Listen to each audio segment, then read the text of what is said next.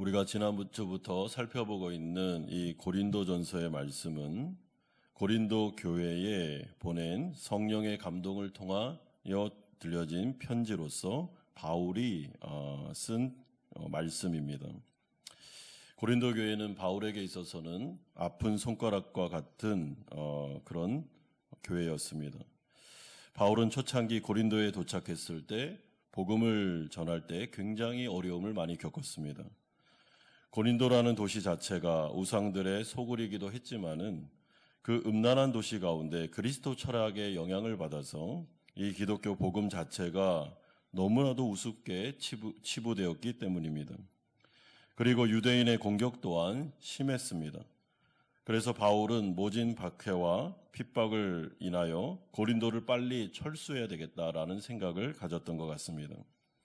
하지만 환상 가운데 하나님께서 바울에게 나타나셔서 두려워하지 말고 복음을 전하라 라는 말씀을 듣고 그는 약 2년 정도를 고린도에 머물면서 교회를 세우게 됩니다.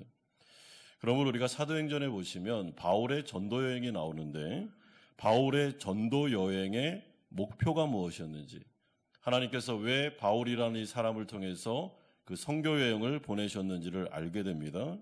그리고 그 핵심에는 예수 믿지 않는 자들을 향한 구원이 있었지만 더 들어가 보면 사실은 교회를 세우는 부분이었다라는 것을 알 수 있습니다. 그래서 바울과 선교팀이 이렇게 선교 여행을 쭉 다니다 볼 때 그 다니는 지역마다 교회들이 세워지는데 우리들이 알고 있는 이런 교회가 아니라 가정교회들이 계속 서는 모습을 보게 됩니다. 고린도 교회, 그리고 에베소 교회, 빌립보 교회, 또한 데살로니가 교회 하면서 교회들이 계속 세워집니다. 그렇기 때문에 성경에서 하나님은 눈에 보이시지 않지만 우리가 하나님을 거부할 수 없는 것처럼 성경에 나와 있는 교리 가운데 이 교회론에 대해서 우리는 거부할 수가 없습니다. 여러분, 성도들에게 있어서 교회를 떠나서는 우리의 인생을 사실은 이야기할 수도 없고 논할 수도 없습니다. 아무리 무교회주의자들이 교회는 필요 없고 교회 없이도 나는 신앙생활을 얼마든지 할 수 있다 아무리 주장을 해도 여러분, 성경을 창세기부터 계시록까지 쭉 볼 때 이 하나님의 나라에 있어서 교회를 뺀다? 성도들에게 있어서 교회를 치부해버린다라는 것은 상상을 할 수가 없습니다.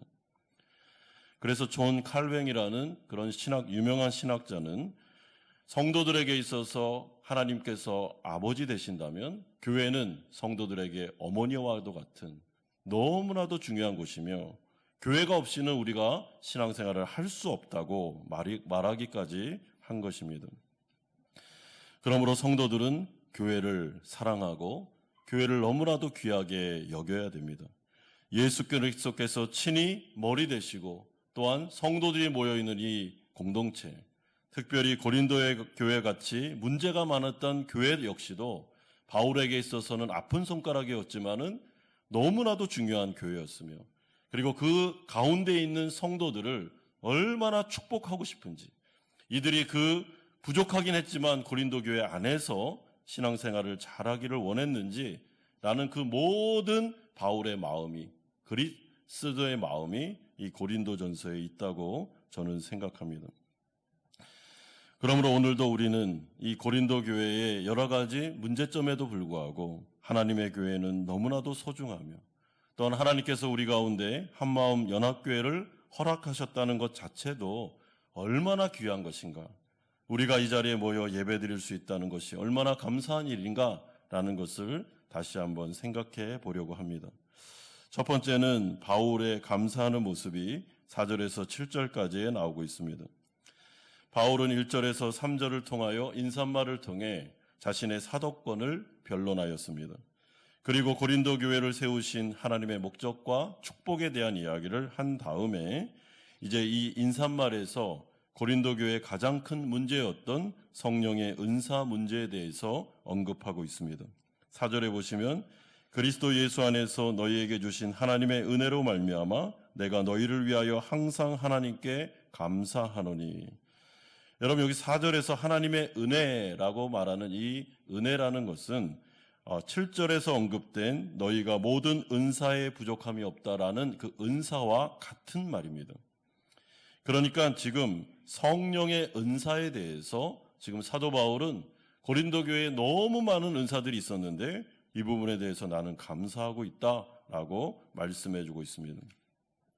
그 중에서도 풍성했던 은사가 5절에 나옵니다. 모든 언변과 모든 지식의 은사였습니다. 여러분, 이것은 하나님의 말씀을 해석하는 은사라고 우리가 여겨질 수 있지만 이 전체 고린도전서의 문맥으로 보면 그런 것이 아니고 그리스 사회 안에서 지식과 철학과 논리학과 수사학 등과 같은 언변의 재능들, 그리고 지식인들이 참 많이 있었다라는 것을 말씀해 주는 것입니다. 이에 바울은 하나님께 늘 감사하고 있다고. 왜냐하면 그 언변의 능력과 지식, 그 성령의 은사들로 인해서 고린도 교회가 6절과 같이 그리스도의 증거가 견고하게 되는 일들이 많았기 때문에 나는 감사한다라고 고백합니다. 여러분, 여기서 그리스도의 증거, 그 신약 성경에서 그리스도의 증거라는 말이 자꾸 나오면 이것은 복음을 말합니다. 그러니까 고린도 교회 안에 사도 바울을 통해 복음이 선포됐는데 복음이 선포될 때마다 이들이 가지고 있었던 지식들, 그리고 이들이 가지고 있는 그 재능들, 그 언변의 능력들, 수사학이나 여러 철학적인 지식들을 가지고 이 복음이 더 견고해진 것으로 인해서 자신은 감사한다라고 말씀하고 있습니다. 여러분, 복음이 무엇입니까? 고린도전서 2장 2절에 보면 예수 그리스도와 그가 십자가에 못 박힌 것, 이게 전체 복음은 아니지만 이 부분에 대해서만 고린도전서에서는 고린도 교회를 향해서 바울이 집중적으로 가르쳤다는 거죠. 예수 그리스도의 대속의 죽음, 십자가, 이것이 복음의 핵심입니다 라는 것을 집중적으로 가르쳤던 이유는 사실은 그리스도의 십자가가 유대인과 헬라인들에게 모두 다 무시당하는, 정말 너무나도 말도 되지도 않는 궤변이다라고 그렇게 판단을 받았던 말씀이기 때문에 이 사실에 근거하여 바울은 집중적으로 그리스도의 십자가는 역사적인 사실이고 십자가가 없으면 구원은 없으며 이것이 복음의 핵심이다라고 그가 계속 가르쳤는데, 이 가르친 말씀을 가지고 고린도 교회에 있었던 언변의 재능을 가진 지식인들이 이 말씀을 다시 한번 굳게 하고 견고하게 하는 일들이 일어남으로 인해서 바울이 감사한다라는 뜻입니다. 여러분, 그런데 우리가 이 고린도전서의 전체 맥락을 잘 보시면 사실은 고린도 교회 안에 있었던 그리스도 철학이나 수사학이나 논리성의 설득력 있는 지혜의 말들, 또한 화려한 어휘력이나 언변들은 사실은 지금 바울이 말하는 것처럼 플러스 요인이기보다는 마이너스 요인이 훨씬 많았습니다. 여러분, 그러면 바울은 지금 왜 인사말에서 어떻게 보면 속에도 없는 말을, 진심이 아닌 것 같은 말을 하고 있을까요? 여러분, 진심의 말입니다. 바울이 인사말에서 사실은 문제가 막 눈덩이처럼 있습니다. 이 은사 부분 때문에. 그럼에도 불구하고 하나님의 은사가 꼭 나쁜 것은 아니며 이것이 좋게 유익하게 쓰인 부분이 있기 때문에 어린 성도들에게 먼저 이 부분을 칭찬해주고 그리고 인정해준 다음에 이제 다음 단계로 나아가는 것입니다. 따라서 지금 바울은 고린도 교회 안에 있었던 다양한 성령의 은사들과 그 은사들을 잘못 사용하고 있었던 교인들의 미성숙한 신앙을 분리하고 있습니다. 여러분, 성령께서 교회를 세우기 위해서 주신 다양한 모든 은사는 좋은 겁니다. 여러분, 은사는 나쁜 게 아닙니다. 이것은 좋은 거다라고 말하고 있습니다. 문제는 그 은사를 잘못 사용한 게 문제죠. 그 부분에 대한 지적이 이제부터 나오게 됩니다. 여러분, 고린도 교회는 우리가 알다시피 성령의 은사가 완전 넘치는 교회였습니다. 너무나도 많은 은사를 하나님께서 부어주셨습니다. 고린도 교회를 사랑하시기도 했지만은 이 고린도 교회가 세워짐에 있어서 많은 문제가 있었기 때문에 그리스도 철학자들도 있었고 그 안에 음란한 도시 가운데 또한 이 어려운 이 도시에서 이 교회가 잘 세워지기 위해서 하나님은 막 은혜를 부어주셨습니다. 그래서 고린도전서 12장 8절에서 11절에 보면 어떤 사람들에게는 성령의 말미암아 지혜의 말씀을, 어떤 사람에게는 지식의 말씀을, 다른 사람에게는 믿음을, 어떤 사람에게는 병 고치는 은사를, 어떤 사람에게는 능력 행함을, 어떤 사람에게는 예언함을, 어떤 사람들에게는 영적 분별함을, 다른 사람들에게는 각종 방언 말함을, 어떤 사람에게는 방언을 통역함을 성령의 은혜 가운데 부어주셨다라고 말씀하고 있습니다. 따라서 하나님께서 교회를 세우시기 위해 주신 모든 은사들, 쉽게 말해 교인들에게 부여된 재능들은 모두 다 하나님께서 주신 선물로서 바른 목표, 바른 방향을 가지고 쓰여지기만 하면 교회에 정말 유익하게 쓸 수 있는 것들입니다. 선물입니다. 그러니 절대로 성령의 은사들을 폄훼하거나 짧은 지식을 가지고 교회 은사자들을 무시해서는 안 됩니다. 여러분, 방언의 은사도 있고 병 고치는 은사도 있고 예언의 은사는 지금 말하면 설교의 은사도 있고 가르치는 은사도 있고 봉사하는 은사도 있고 믿음이 담대한 자들도 있고, 이 모든 것들은 아주 좋은 것이고, 그리고 우리는 이 은사를 사모하여 교회를 세우기 위해 봉사하기 위해서 하나님 저에게도 은사를 주십시오, 저에게도 재능을 주십시오 라고 기도할 수 있는 것입니다. 그런데 문제는 이 은사가 이 고린도 교회 안에서는 자랑거리가 되었다는 것입니다. 그리고 잘못된 은사신학을 가지고, 이 은사를 가지고 다른 사람들이 부러워하는 사람도 생겼고, 아니면 은사를 가진 은사자들은 자신을 내세우는 이상한 쪽으로 감으로 말미암아 은사가 아주 잘못된 방향으로 흘러가고 있었습니다. 그러므로 사도 바울은 이 부분을 정확하게 인사말부터 이 부분에 대해서 짚고 넘어갑니다. 여러분, 성령의 은사는 하나님의 선물이 맞습니다. 그러나 성령의 은사가 곧 그 성도의 신앙의 성숙과 직결되는 건 아닙니다. 여러분, 그래서 방언을 하면 더 신앙이 좋고, 방언을 못하면 신앙이 더 떨어지고, 설교를 잘하면 더 성숙한 신앙인인 것처럼 바라보시면 안 됩니다. 여러분, 왜냐하면 이 은사와 우리의 신앙의 성숙은 무관한 별개의 분야이기 때문에 그런 것입니다. 그래서 고린도전서의 전체 문맥을 보면 은사를 남용하는 부분에 대해서 아주 강하게 책망하는 부분이 나타나게 되는데, 은사의 많고 적음이나 은사의 종류로는 결코 성도의 신앙 성숙도를 가늠할 수 없기 때문입니다. 그러므로 성령께서 주시는 은사는 무료로 교회의 유익을 위해서 주는 거지, 그 사람의 신앙의 성숙도에 따라서 구별해서 주는 것이 아닙니다. 여러분, 따라서 목회자가 목회를 잘하거나 설교를 잘하는 것은 그의 신앙의 성숙과 무관합니다. 어떤 교인이 방언으로 기도한다고 해서 그의 신앙이 성숙한 것도 아닙니다. 병 고침의 은사나 봉사나 능력의 은사나 예언과 지식의 은사 등등이 다 이에 똑같이 해당됩니다. 여러분, 그렇기 때문에 만약에 나에게 은사가 있다면 그것은 교회를 위해서 주신 겁니다. 교회를 잘 세우고 교회를 봉사하도록. 여러분, 교회가 한두 사람에 의해서 교회가 이루어지고 세워지는 것은 좋은 교회가 아닙니다. 모든 자들이 각 지체가 있기 때문에 한 몸 안에는 각 지체가 연합을 해서 각자의 역할들을 해줘야만 그 몸이 온전하게 세워지는 것처럼, 은사는 다양한데 모든 성도에게는 다 은사가 있습니다.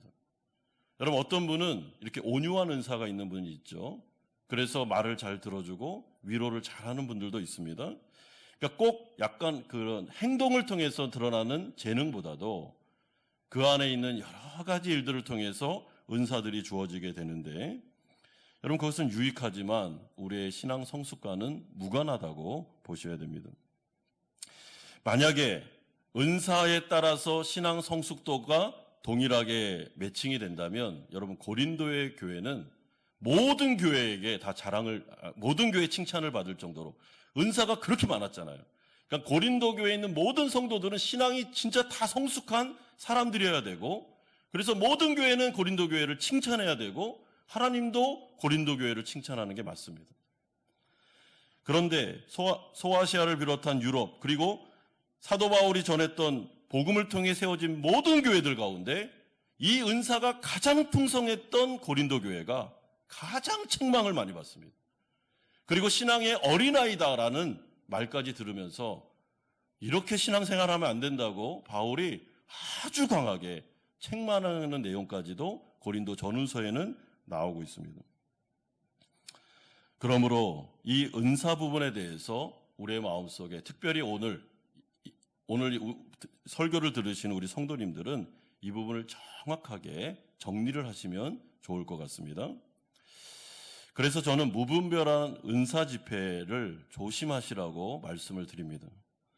여러분, 은사 집회를 막 다니시는 분들이 계시는데 여러분 조심하십시오. 왜냐하면 그 은사 집회가 잘못된 방향으로 흐를 수도 있습니다.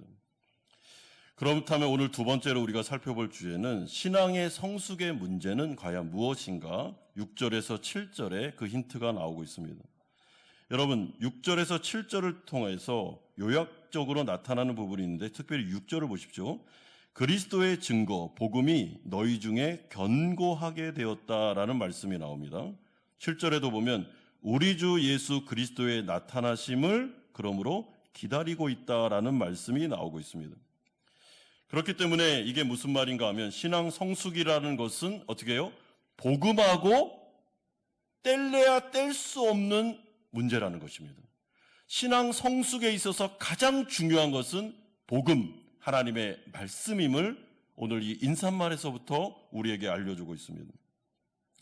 여러분, 복음 중에서도 고린도전서 가운데 사도 바울이 예수 그리스도의 십자가와 자기 부인, 그 십자가의 영성을 계속 강조했던 이유는 고린도 교회 신앙의 어린 면, 신앙이 성숙하지 않는 이 부분에 대한 치료책으로 예수 그리스도의 십자가와 그가 걸어가신 길을 설명해 줌으로 말미암아 신앙 성숙이라는 것은 나의 은사와 재능이 많은 것과는 무관하고 복음을 어떻게 듣고 복음대로 살아가느냐, 이 문제가 신앙 성숙에는 가장 핵심 중의 핵심이다라는 것을 말씀해 주고 있습니다.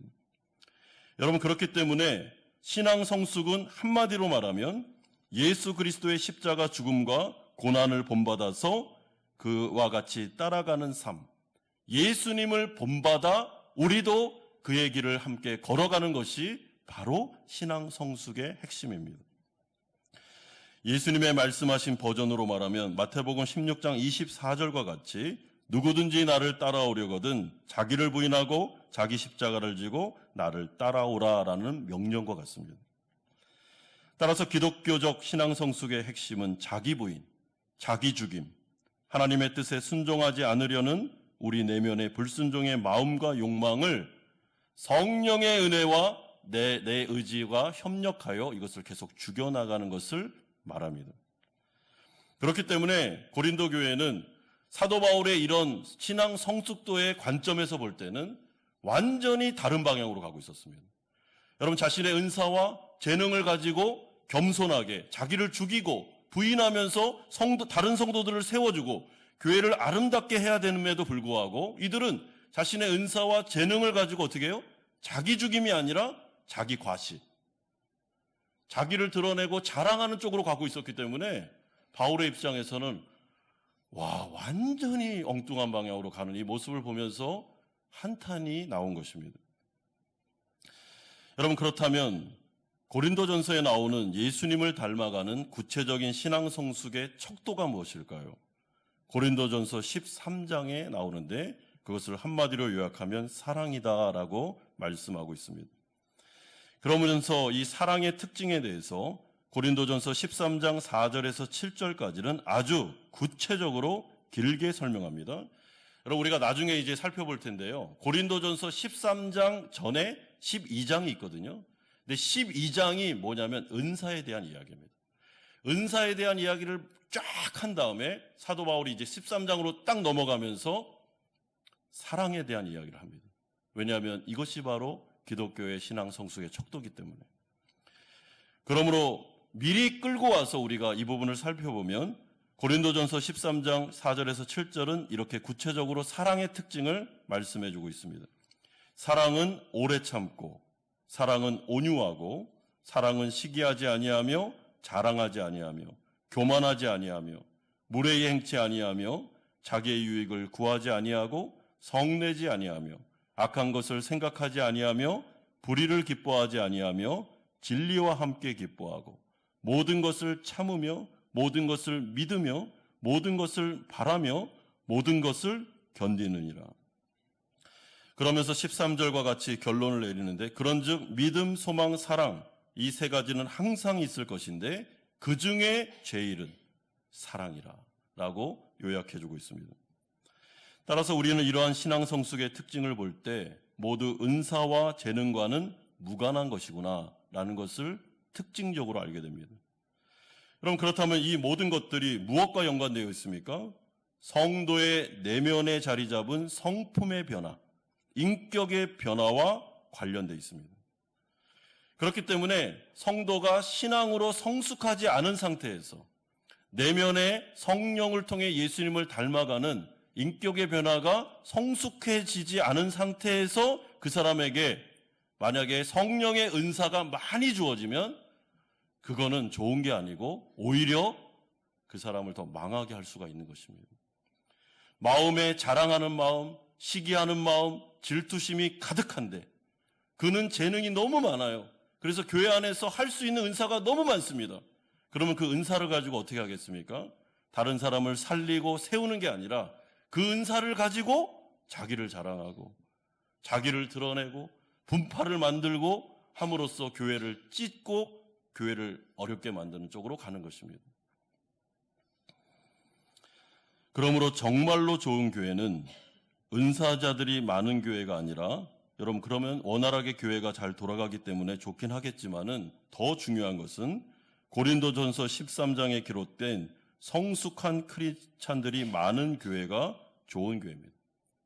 교회 안에서 다른 신자들을 오래 참아주고 모든 것을 참아주며 믿어주고 함께 소망을 가지고 고난을 견딜 줄 아는 성숙한 그리스도인들, 봉사를 하되 결코 자랑하지 않고 다른 사람에게 인정받으려고 노력하지 않으며 소리 소문 없이 자신에게 맡겨진 일들을 묵묵히 잘 감당하면서 하나님께만 칭찬받으려고 하는, 하나님께 영광 받으려고 하는 그리스도인들이 많은 교회가 좋은 교회입니다.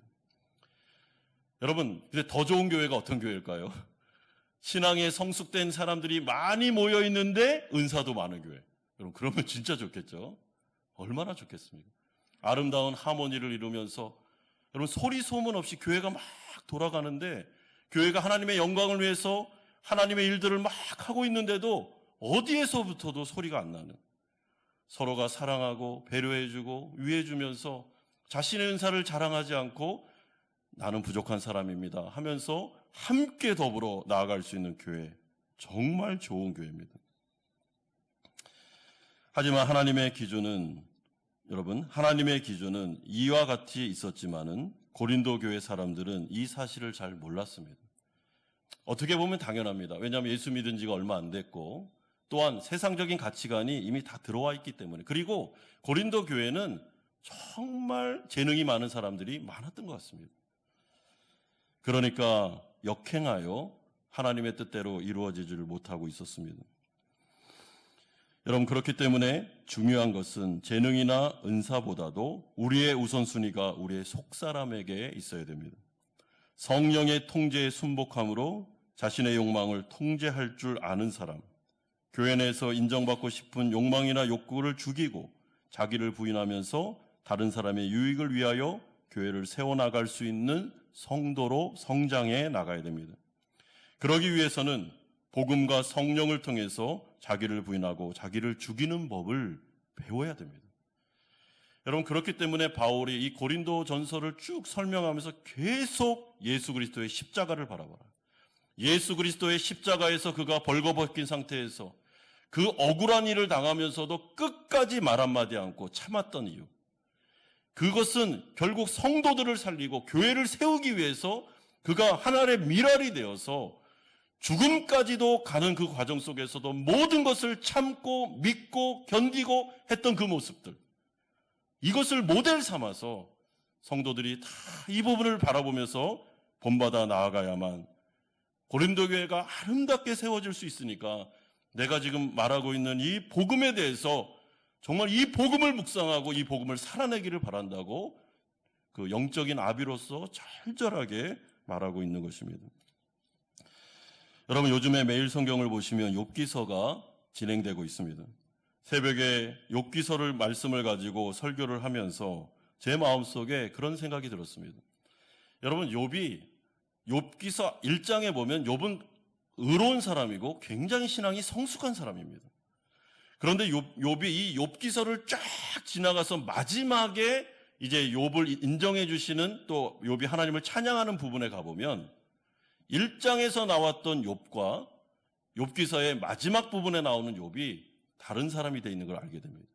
욥이 훨씬 더 성장하고 성숙한 상태로 있으며 이제 하나님을 친밀하게 귀로 듣는 게 아니라 눈으로 볼 정도로 거의 하나님하고 하나가 될 정도로 굉장히 귀한 성도로 성장하게 됩니다. 그런데 그 핵심에 뭐가 있었습니까? 고난이 있었습니다. 근데 고난의 핵심이 무엇입니까? 여러분, 3명의 친구들과 계속 변론하는 내용, 계속 3명의 친구들이 비판하고 정죄하고 판단하는 그 가운데 욥이 어떻게 합니까? 여러분, 그 억울한 고난을 그가 하나님의 절대 주권을 인정하면서 순복하기로, 받아들이기로 합니다. 물론 그 부분에 대해서 변론도 하고 따지기도 하지만 이 욥기서의 구절을 잘 보시면 친구들하고 변론을 하다가 갑자기 욥이 말을 딱 멈추고 하나님께 기도하는 장면이 나옵니다. 왜냐하면 말을 해서는 이 사람들하고는 논쟁이 안 됩니다. 이미 생각이 굳어져 있기 때문에, 이미 교만하기 때문에 아무리 논쟁을 한들 이 문제는 이 사람들하고 얘기해서 되는 문제가 아니구나 하고 그는 또 하나님 앞에 기도하는 자리로 나아가 자신의 마음을 막 쏟아내기 시작합니다. 그 억울함에 대해서 그렇게도 많이 자기를 비난하고 막 욕하고 정죄하는 그 가운데 이 내면이 너무나도 힘든데 이 부분을 도대체 어떻게 해야 될까 몰라서 욥이 하나님 앞에 나아가 막 씨름하며 기도하는 그 과정을 통해서 욥이 엄청난 성장하는 사람으로 나오게 됩니다. 여러분, 그렇기 때문에 이 교회라는 공동체가 사실 쉬운 것은 아닙니다.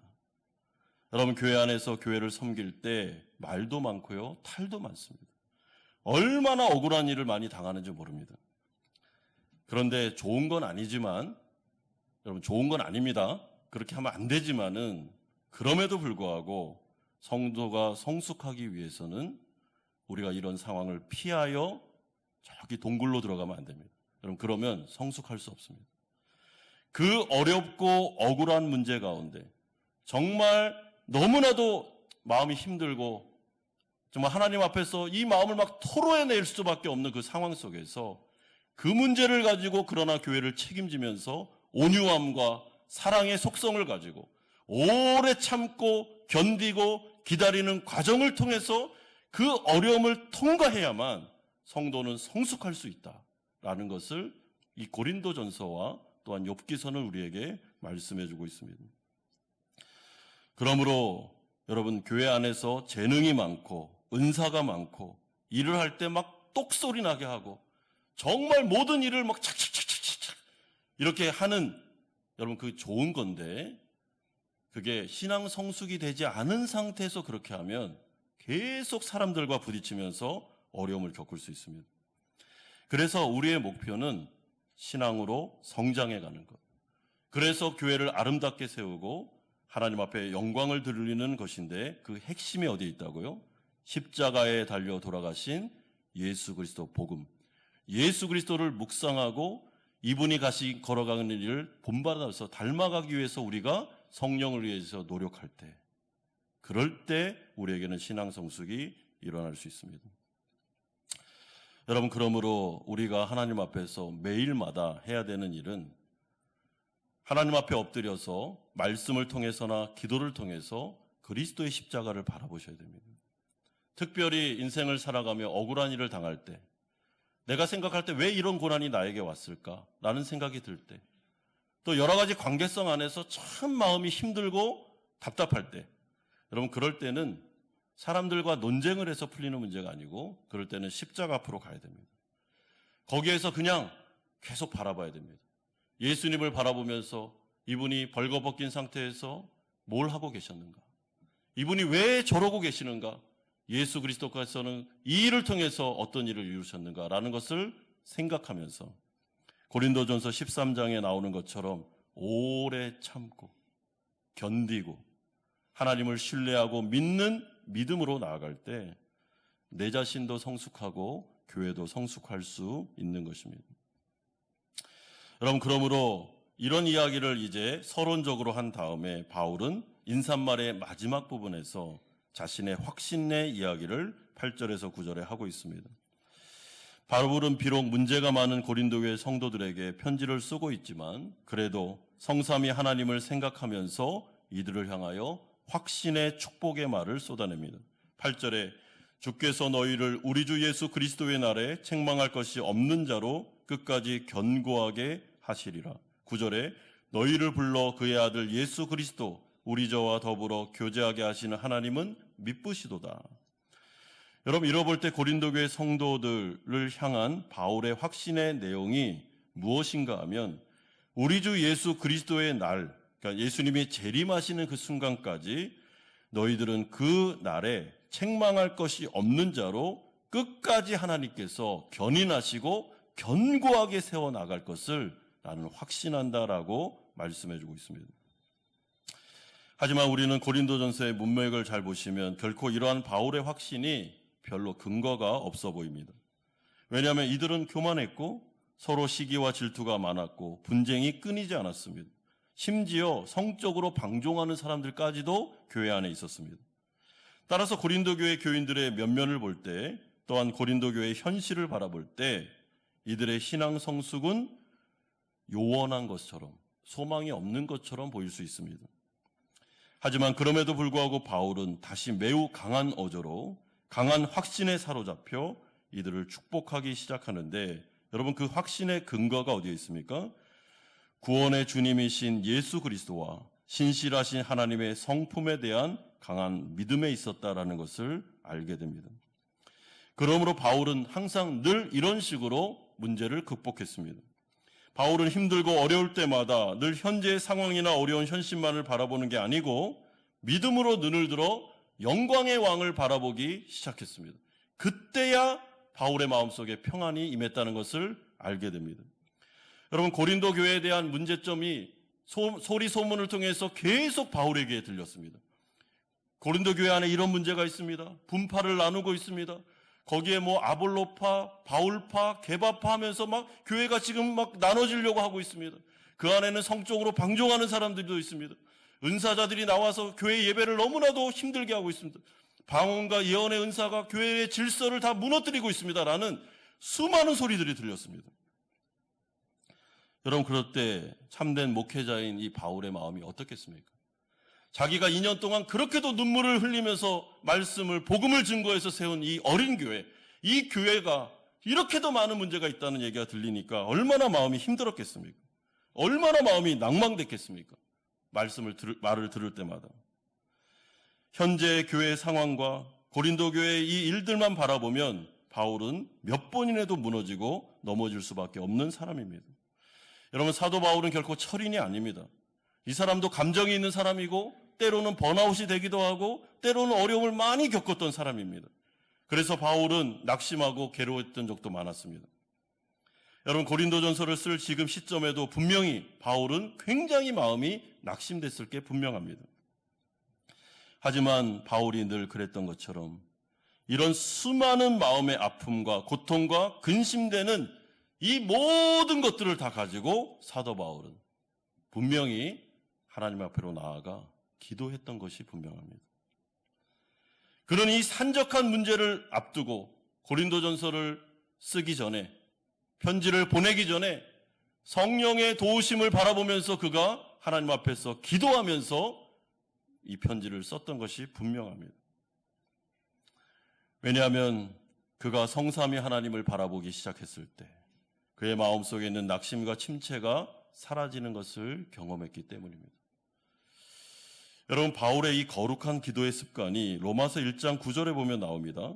내가 그의 아들의 복음 안에서 내 심령으로 섬기는 하나님이 나의 증인이 되시거니와 항상 내 기도에 쉬지 않고 너희를 말하며 데살로니가전서 1장 2절에도 우리가 너희 모두로 말미암아 항상 하나님께 감사하며 기도할 때에 너희를 기억함은 에베소서 1장 16절에도 내가 기도할 때에 기억하며 너희로 말미암아 감사하기를 그치지 아니하고 사도 바울이 교회를 향해서 자신이 복음을 증거하고 세워진 교회를 향해서 매일마다 그가 무릎 꿇고 기도했던 내용입니다.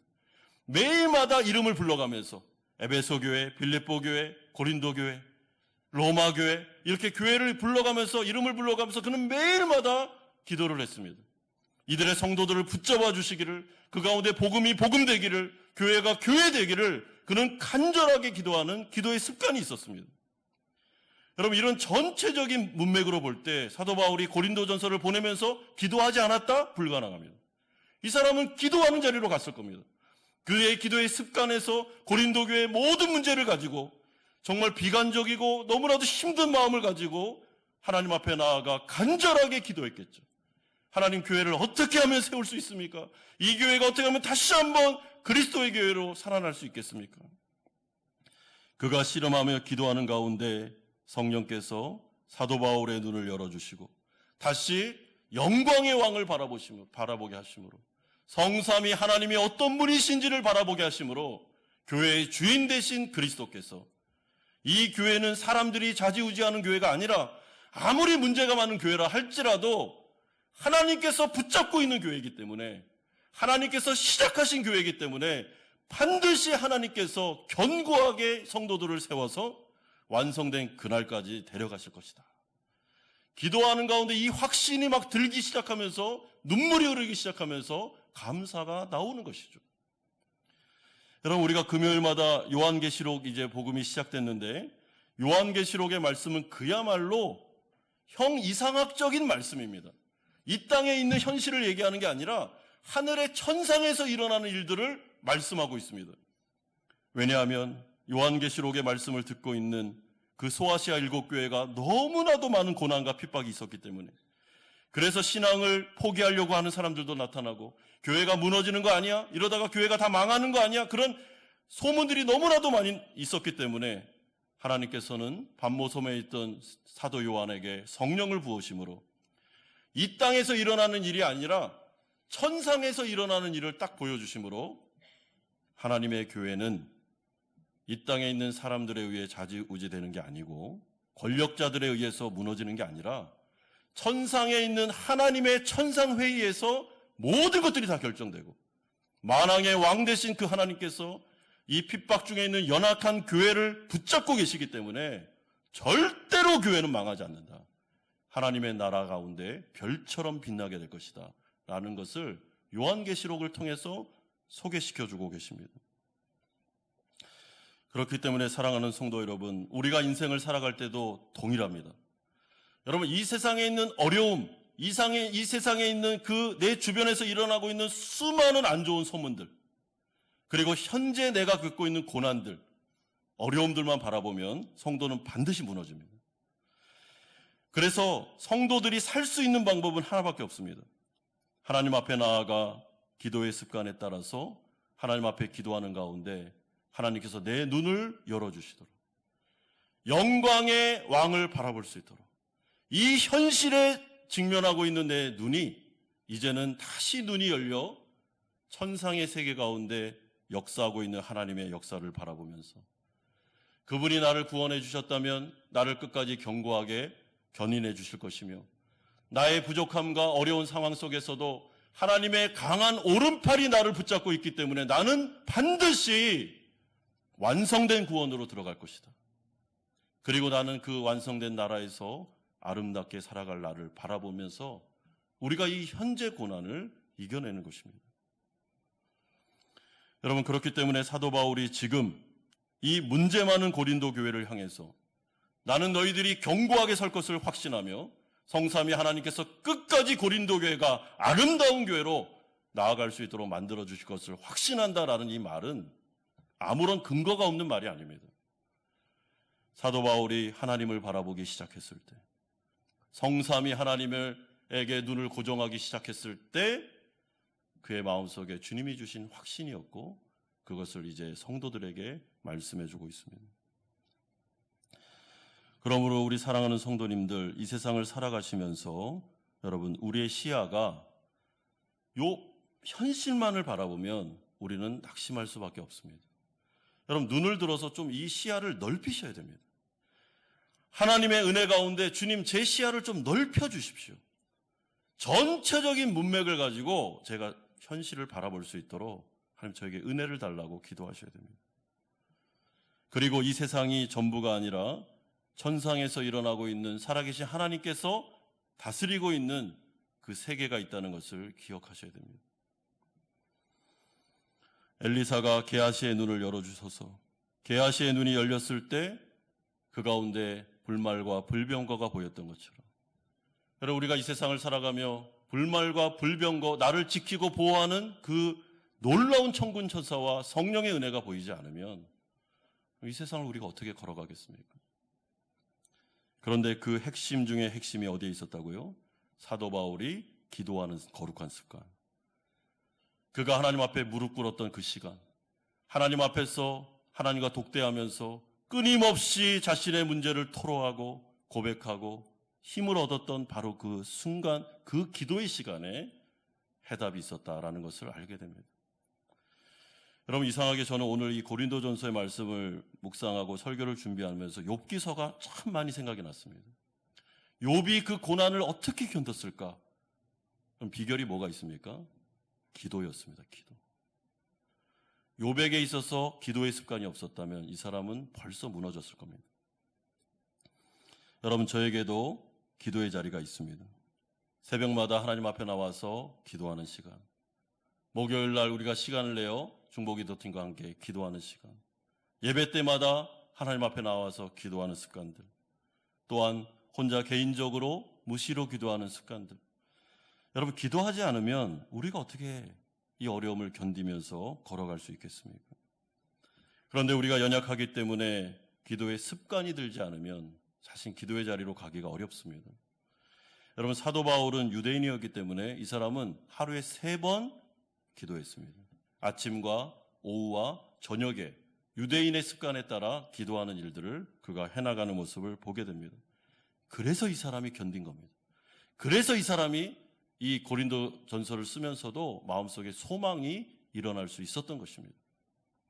사랑하는 성도 여러분, 적어도 이 말씀의 근거에서 볼 때 이 자리에 앉아 계시는 우리 성도님들이 주 예수 그리스도를 분명하게 믿고 회심의 증거가 여러분들에게 있어 성령이 그 안에 내주하고 계신다면, 여러분, 지금의 상황과 환경을 뛰어넘어서 이 성경에 근거하여 분명하게 말씀드릴 수 있는데 여러분들은 반드시 완성될 하나님의 나라에 들어가 영원한 안식을 누리게 되실 것입니다. 지금 죄를 짓고 넘어졌는데요, 지금 제가 반복스러운 죄를 짓고 있는데요, 저 신앙을 보니까 너무 어린데요, 압니다. 사도 바울이 다 알고 있었습니다. 그럼에도 불구하고 구원이 우리에게 달린 문제가 아니기 때문에, 여러분, 우리가 뭔가를 잘하여 구원을 이루어내는 게 아니고 우리의 구원은 하나님 아버지께서 붙잡고 계시기 때문에 그분께서 주도하시는 일이기 때문에 우리는 승리할 수밖에 없다는 것입니다. 그러므로 이 사실을 기억하면서 미래에 일어날 일들을 생각하면서 그 승리를 끌고 와서 현재에 적응하면서 사셔야만 여러분, 이 어려움과 낙심을 이겨낼 수 있습니다. 세계 경제 불황 속에 우리에게 들려지는 소문은 너무나도 암담하고 미래가 없으며 이거는 끊임없이 분명히 이거는 미래가 없을 거야, 계속 이렇게 안 좋아질 거야 라고 모든 전문가들이 이야기를 합니다. 저는 안 믿습니다. 여러분, 코로나 때 전문가들이 전문가가 아니라는 게 다 드러났습니다. 누가 전문가입니까? 하나님만이 전문가십니다. 여러분, 하나님만 믿습니다. 하나님께서 하시면, 엘리야 시대 때 3년 6개월 동안 비가 오지 않았지만 하나님께서 하시면 바로 비를 내릴 수 있습니다. 우리의 소망은 하나님께 있는 것입니다. 소망을 하나님께 둔 사람은 기도할 것입니다. 그는 끊임없이 기도할 겁니다. 주님을 의지하며 기도할 것입니다. 그리고 그 기도는 성취되는 역사를 바라보게 될 것입니다. 사랑하는 성도 여러분, 여러분의 인생을 위하여 기도하십시오. 또한 교회를 위해서 기도해 주십시오. 한마음 교회도 고린도의 교회와 같이 여러 가지 어려움들과 미숙한 점이 많습니다. 우리 교회 안에도 여러분 다양한 문제들이 나타나고 있습니다. 그럼에도 불구하고 우리가 낙심하지 않고 소망을 가지고 끝까지 교회를 세워나갈 수 있는 이유는 기도하는 자들이 있으며 하나님께서 이 교회를 붙잡고 있다는 믿음을 가진 자들이 있기 때문입니다. 싸이공 한마음 연합교회는 하나님의 교회입니다. 하나님께서 하실 겁니다.